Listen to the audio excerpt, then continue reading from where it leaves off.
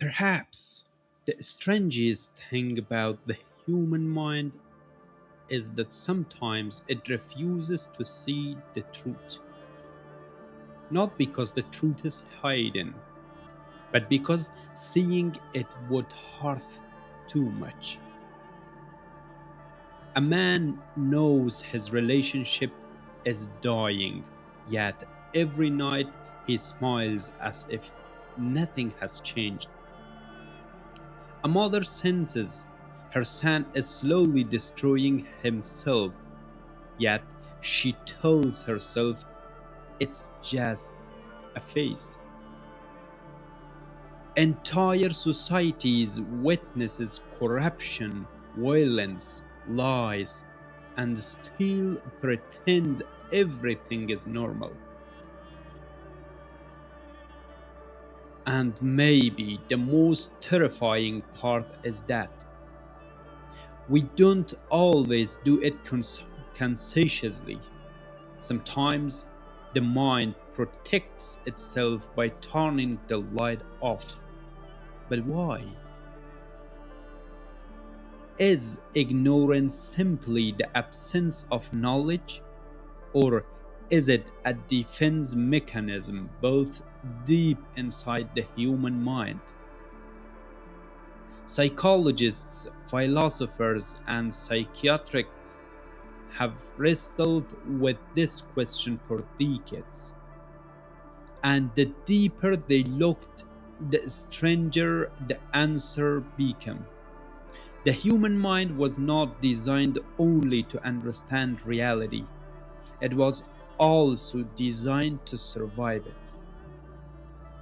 We usually think of ignorance as a weakness, something embarrassing, a failure or intelligence. But maybe ignorance in certain moments is the only thing keeping us alive. The philosopher and psychoanalyst Renta Salis argues that there is a profound difference between not knowing and choosing not to see. Sometimes we truly don't know, but sometimes we know perfectly well and simply act as if we don't. That a small difference may explain much of human behavior. Think about that. Think about love. It, if people saw each other with complete clarity, would love even survive? Human relationships often depends on selective blindness. We ignore certain truths because acknowledging them would make life unbearable.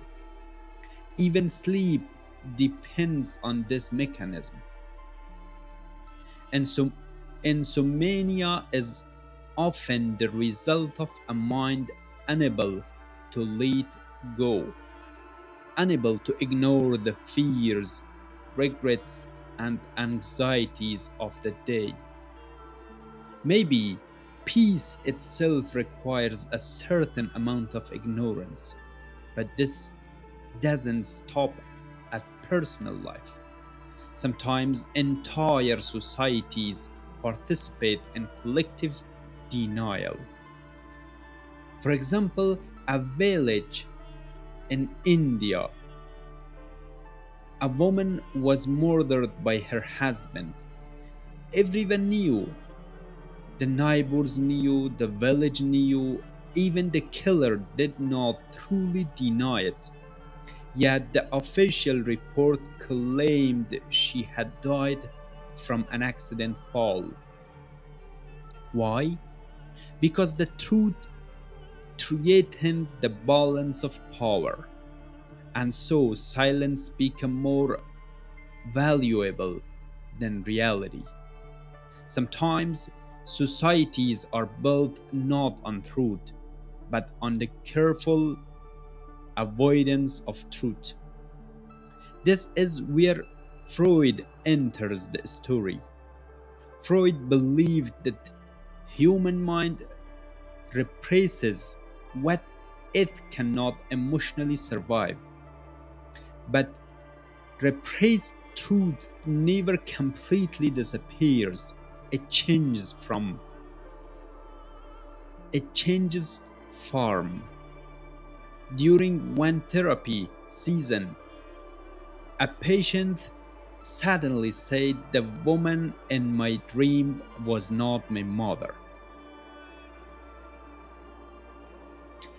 The strange thing was nobody had mentioned his mother before the moment. Freud realized the denial itself was the confession. The mind often reveals the truth precisely while trying to hide it. And maybe that is why people say things like, I don't mean it. I was just joking. Honestly, it doesn't matter. Because sometimes the thing we call unimportant is the very thing we cannot stop hiding from. Today, in the age of the internet, this phenomenon has only grown stronger. We have unlimited access to information, but are we truly more aware or simply more confident? Psychological studies once showed that 94% of university professors believed they were better than their colleagues. Almost everyone believed they were above average, and this illusion extends far beyond universities. The internet has created a world where almost nobody says, I don't know. Everyone speaks, everyone reacts, everyone appears certain. And perhaps the most dangerous form of ignorance is ignorance disguised as knowledge. Modern life has made us less capable of tolerating uncertainty. The moment we feel confused, we reach for our phones, not always to understand, but often to escape the discomfort of not understanding. Maybe that is what the mind has always wanted. Not truth, but relief.